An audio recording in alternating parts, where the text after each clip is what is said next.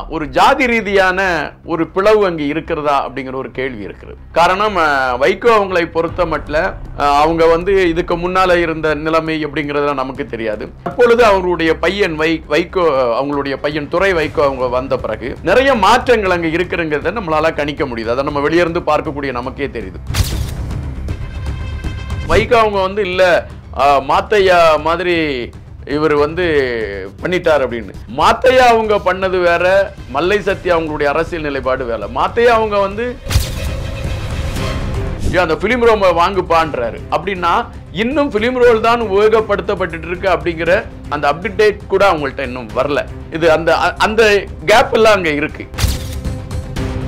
இவங்க பாரதிய ஜனதா கட்சியோடு கூட்டணி பேசிட்டாங்க, அமித்ஷா அவங்களுடைய அந்த அஜெண்டாவின் படி இவங்க பேசிட்டாங்க அப்படிங்கிற ஒரு செய்தி உலா வந்துகிட்டு இருக்கு. இந்த சூழல்ல அவங்களுக்கு ஒரு பயம் இருக்கிறது. திமுக தான் மல்லை சத்யா அவங்களை இயக்கிவிட்டு தங்களுக்கு எதிரான ஒரு களத்தை எடுக்க வச்சிருக்கா.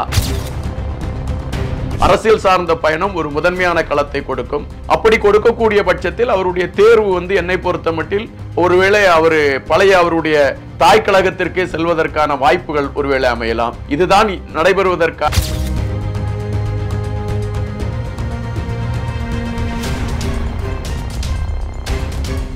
ரியல் ஒன் நண்பர்கள் உறவுகள் அனைவருக்கும் வணக்கம். முக்கியமான தகவல்கள் பலவற்றை பகிர்ந்து கொள்ள நம்மோடு இணைந்திருப்பவர் எழுத்தாளர் இன்பா அவர்கள். வணக்கம் சார். வணக்கம். இப்போ மதிமுகவில் வைகோ அவர்களுக்கும் மல்லை சத்யா அவர்களுக்கும் இடையில நடக்கக்கூடிய மோதலுக்கு வைகோ அவர்கள் முன்வைத்தது என்ன அப்படின்னா, பிரபாகரனுக்கு எப்படி மாத்தையா துரோகத்தை செய்தாரோ அதே துரோகத்தை மல்லை சத்யா எனக்கு செய்திருக்கிறார் அப்படிங்கிற கருத்துக்களை முன்வைக்கிறாங்க. நீங்க ஈழம் சார்ந்த பல வீடியோக்கள் பல செய்திகளை தொடர்ச்சியா பகிர்ந்துகிட்டு இருக்கீங்க. பிரபாகரன் மாத்தையா இந்த விஷயத்தை எப்படி பாக்குறீங்க? இல்ல, வைகோ ஐயா தன்னை பிரபாகரன் என்கின்ற அடையாளப்படுத்தியிருக்காருங்க. சும்மா அது கொஞ்சம் வியப்பா இருந்துச்சு. மல்லை சத்யா விடயத்துல மல்லை சத்யா அவர்களை மாத்தையா அளவிற்கு அவர் கணிச்சிருந்தார் அப்படிங்கிறதும் ரொம்ப ரொம்ப வைகோ இவர்கள் இப்படி மாறிட்டாங்களா அப்படிங்கிற ஒரு எண்ணம் தான் மனசுக்குள்ள வந்துச்சு. ஏன்னா மல்லை சத்யா அவங்களோடு இலக்கியம் சார்ந்து சுமார் 8 வருடங்கள் நான் பயணித்துக் கொண்டிருக்கிறேன். அவரோடு என்னுடைய அனைத்து புத்தகங்கள் வெளியீட்டு விழாவிற்கும் மல்லை சத்யா அதில் கலந்திருப்பார். எல்லா புத்தக வெளியீட்டுலாமும் நான் எழுதியிருக்க அனைத்து புத்தக வெளியீட்டுலாம் மல்லை சத்யாவிற்கு ஒரு தனி இடம் உண்டு. அவர் பேசியிருக்காரு. ஏன்னா மல்லை தமிழ்ச்சங்கம்னு ஒன்று வச்சிருக்காங்க. அந்த தமிழ்ச்சங்கத்தின் தலைவராக அவர் தான் இருக்கிறார். ஆனால் அவர் பேசுறது வாடிக்கை. அப்போல்லாம் நான் பேசியிருக்கேன். ஏன்னா அரசியல் சார்ந்து பல விஷயங்கள் அவர் பகிர்ந்திருக்கேன். நான் அவரோட காரில் நிறைய இடங்கள் பயணித்திருக்கேன். அப்போல்லாம் பகிர்ந்திருக்கேன். அப்படி பகிர்ந்திருக்க சும்மா அவர் சில விஷயங்களை சொல்லியிருக்காரு. அதாவது நான் என்னுடைய தலைவனுக்கு ரொம்ப விசுவாசமாக இருக்கிறேன். என்னுடைய கடைசி காலம் வரை நான் இந்த கட்சியில் தான் பயணிக்கணும், இந்த தலைவரோட தான் பயணிக்கணும் அப்படிங்கிறதுல தெளிவாக இருக்கேன் அப்படிங்கிறத அவர் பல நேரம் சொல்லியிருக்காரு. சில நேரங்களில் நம்ம அந்த பேச்சுவாக்கில் நம்மளும் சொல்லியிருக்கோம், நீங்கள் ஏன் வேற உங்களுக்கு வாழ்வியலை மையப்படுத்தி வேற களங்களை எடுத்துகிட்டு போகலாமே அப்படிங்கிறதுல எடுத்து வச்சா கூட இல்லை, நான் அவரை வச்சு தான் நான் அடையாளப்படுத்தப்பட்டிருக்கேன், எனக்கு அவர் தான் தேவை அப்படின்னு சொல்லியிருக்காரு. ஸோ எல்லளவும் என்னை பொறுத்த மட்டும் மல்லை சத்யா மனதில் அப்படி ஒரு எண்ணம் இருந்திருக்குமா, வைகோ அவங்களுக்கு எதிராக செயல்படணும் அப்படிங்கிற ஒரு எண்ணம் இருந்திருக்குமா அப்படிங்கிறது கேள்விக்கணை. இன்னொரு பிரச்சனையை பார்த்தீங்கன்னா, ஒரு ஜாதி ரீதியான ஒரு பிளவு அங்கே இருக்கிறதா அப்படிங்கிற ஒரு கேள்வி இருக்குது. காரணம், வைகோ அவங்களை பொறுத்த மட்டும் அவங்க இதுக்கு முன்னால இருந்த நிலைமை அப்படிங்கிறதுலாம் நமக்கு தெரியாது. தற்பொழுது அவருடைய பையன் வைகோ, அவங்களுடைய பையன் துரை வைகோ அவங்க வந்த பிறகு நிறைய மாற்றங்கள் அங்கே இருக்குங்கிறத நம்மளால கணிக்க முடியுது. அதை நம்ம வெளியிருந்து பார்க்கக்கூடிய நமக்கே தெரியுது. இதுல மல்லை சத்யா அவர்கள் வேறொரு குறிப்பிட்ட ஒரு ஜாதியை சார்ந்தவர்.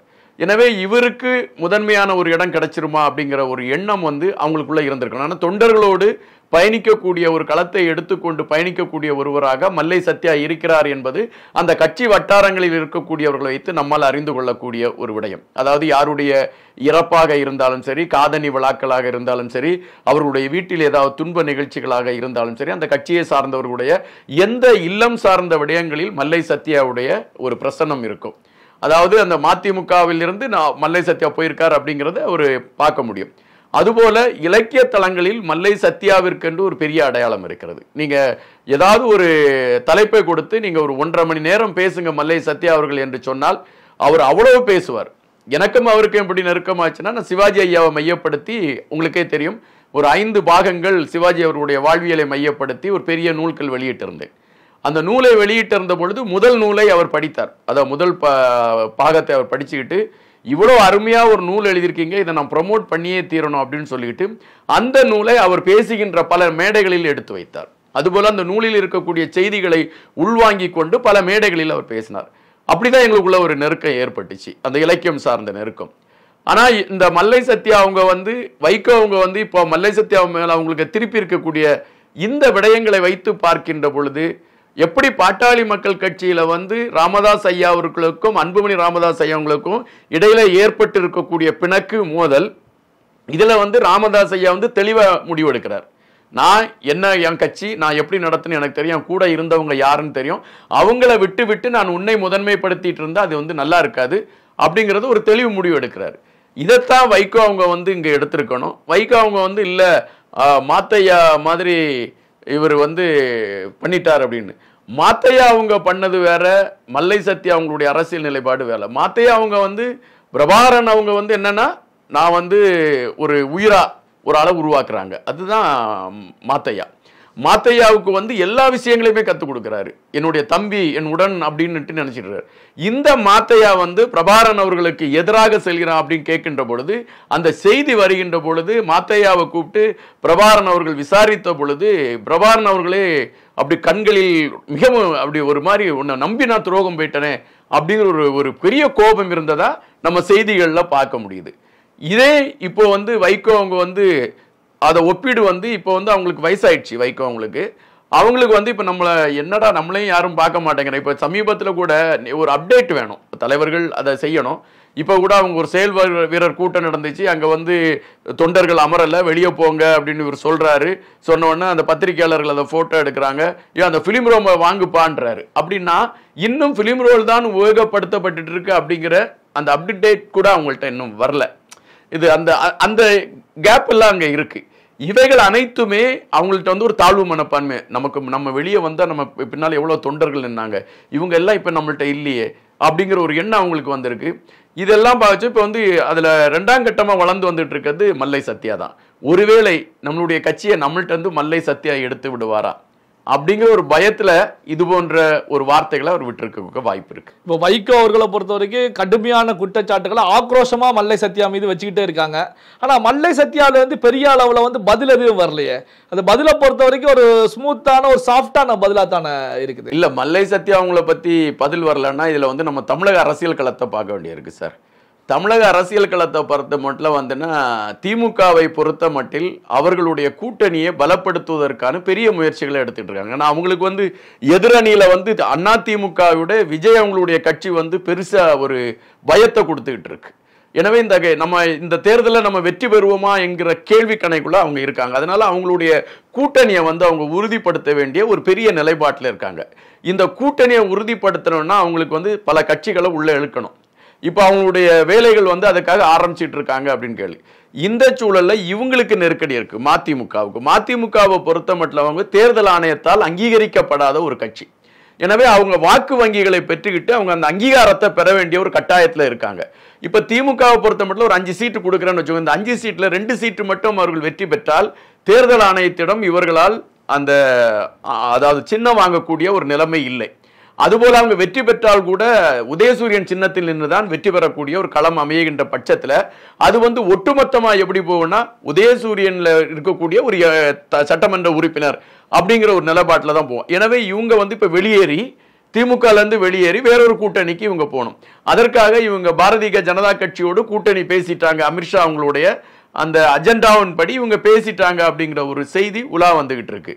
இந்த சூழல்ல அவங்களுக்கு ஒரு பயம் இருக்கிறது. திமுக தான் மல்லை சத்யா அவங்களை இயக்கிவிட்டு தங்களுக்கு எதிரான ஒரு களத்தை எடுக்க வச்சிருக்கா அப்படிங்கிற ஒரு கேள்வி இருக்கு. அதுபோல மல்லை சத்யா அவங்க தற்சமயம் ஏதோ ஒரு வெளிநாடுக்கு சுற்றுப்பயணம் போனதாகவும் அந்த சுற்றுப்பயணத்தில் வைகோ அவர்களுடைய பெயரை அவர் மேடையிலே பேசவில்லை அப்படிங்கிற ஒரு கேள்வியும் இருக்கு. இங்க வந்து ஒரு விஷயத்தை மல்லை சத்யா பதிவு பண்ணியிருக்காரு.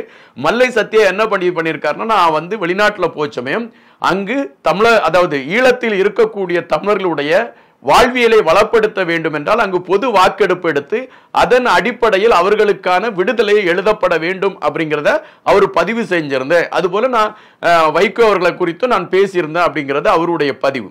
ஆனால் இப்பொழுது வந்து வைகோ அவர்கள் மல்லை சத்யா அவர்களுக்கு எதிரான நிலைப்பாடு எடுக்கிறார் அப்படிங்கிற போது எனக்கு ஒரு கேள்வி வருது. ஒருவேளை ஈழத்தமிழர்களுக்கு பொது வாக்கெடுப்பு நடத்த வேண்டும் என்கின்ற விடயத்தை மல்லை சத்யா அழுத்தமாக பதிவிட்டார் என்கின்ற காரணத்தினால் அது தேவையற்றது அல்லது அப்படி ஒரு செயல்பாடுகள் மல்லை சத்யா செய்யக்கூடாது என்கின்ற அடிப்படையில் அது போன்ற ஒரு முடிவை எடுத்து அறிவித்திருக்கிறாரா என்கின்ற கேள்விகளும் எழும்புகின்றன. ஒட்டுமொத்தமாக இப்ப அரசியல் காய நகரத்தில் தான் சார் திமுகவை மையப்படுத்தி மல்லை சத்யாவை மையப்படுத்தி திமுக ஏதோ ஒரு கட்டமைப்பு செய்கிறதா என்கின்ற ஒரு கேள்வியும் ஒரு சந்தேகமும் வைகோ அவர்களுக்கு ஏற்பட்டிருக்க வேண்டும். அதற்கான ஒரு களத்தை தான் அவர் இப்படி மாத்தையா நான் பிரபாகரன் அவர் துரோகம் செய்து விட்டார் என்கின்ற கருத்துக்கள் எல்லாம் அவர் சொல்ல வேண்டிய ஒரு கட்டாயத்திற்கு தள்ளப்பட்டு இருப்பார் என்று உங்களுக்கே தெரியும். முத்துரத்னம் என்கின்றவர் கட்சியும் அவர் திமுக சேர்ந்துட்டாரு. இதெல்லாம் நடந்துட்டு இருக்கனால அந்த வெளிப்பாடு தான் இதை நான் பார்க்கணும். இப்போ மல்லை சத்யாவுடைய அடுத்த நகர்வுகள் அடுத்து அவர் என்ன செய்வார்? ஏன்னா மதிமுக நீக்கப்பட்டு விட்டார் அல்லது வெளியேறி விட்டாருன்னா மல்லை சத்யாவுடைய அடுத்த கட்ட முடிவு எப்படி இருக்கும்? மல்லை சத்யாவை பொறுத்த மட்டில் அடுத்த கட்ட நகர்வு எப்படி இருக்கும் அது அவர் தனிப்பட்ட ஒரு விடயம். அதில் நம்ம போய் கருத்து சொல்ல முடியாது. ஒரு இலக்கியவாதியும் அல்லது இலக்கியம் சார்ந்து பேசக்கூடியவனாக நான் என்னை வைத்துக்கொண்டு பேசுவது என்னவென்றால், மல்லை சத்யா மாதிரி இலக்கியத்தை பேசுவதற்கு சமீப காலத்தில் ஆட்கள் கம்மி. பார்த்தீங்கன்னா வலம்புரி ஜானுக்கு இருக்கக்கூடிய அறிவு சான்ற அந்த தேடல், வலம்புரி ஜானுக்கு இருக்கக்கூடிய வார்த்தையின் தாளங்கள், அதாவது ஒரு சாப்டரை நம்ம எடுக்கிறோம்னா அந்த சாப்டர்ல உலக அளவுல இருந்து அவர் தேடி எடுப்பார். உலக அளவுல இருந்து தேடி எடுத்து அதற்கான விளக்கங்கள் அதற்கான அனைத்தையுமே கொண்டு வந்து சேர்த்து அதை ஒரு அற்புதமான ஒரு கலவையாக மேடையிலே அதாவது அவர் பேசுகின்ற பொழுது அனைவரையும் கவர்ந்து இருக்கக்கூடிய ஒரு ஈர்ப்பு இருக்கிறது. எனவே இலக்கிய பக்கங்களில் மல்லை சத்யா பயணித்து இலக்கிய கூட்டங்களில் தன்னை அவர் வளப்படுத்தி கொண்டால் அது சிறப்பாக இருக்கும் என்பது என்னுடைய தனிப்பட்ட கருத்து. ஆனால் அவருக்கென்று கட்சியிலே அவரை பின்தொடரக்கூடிய நண்பர்கள் இருக்கலாம், தோழர்கள் இருக்கலாம், மற்றவர்களும் இருக்கலாம். அவர்களை பொறுத்த மட்டில் அவர்களுக்கு அரசியல் சார்ந்த பயணம் ஒரு முதன்மையான களத்தை கொடுக்கும். அப்படி கொடுக்கக்கூடிய பட்சத்தில் அவருடைய தேர்வு என்னை பொறுத்த மட்டில் ஒருவேளை பழைய அவருடைய தாய் கழகத்திற்கே செல்வதற்கான வாய்ப்புகள் ஒருவேளை அமையலாம். இதுதான் நடைபெறுவதற்கான வாய்ப்புகள் இருக்கும் என்று நான் யூகிக்கிறேன். என்னை பொறுத்த மட்டில் அவர் இலக்கியவாதியாக பயணித்தால் அது சிறப்பாக இருக்கும் என்பதுதான் என்னுடைய தாழ்மையான கருத்து. பல்வேறு முக்கியமான தகவல்களை நம்முடைய உறவுகளுடன் பகிர்ந்து கொண்டதற்கு நன்றி சார். நன்றி, வணக்கம்.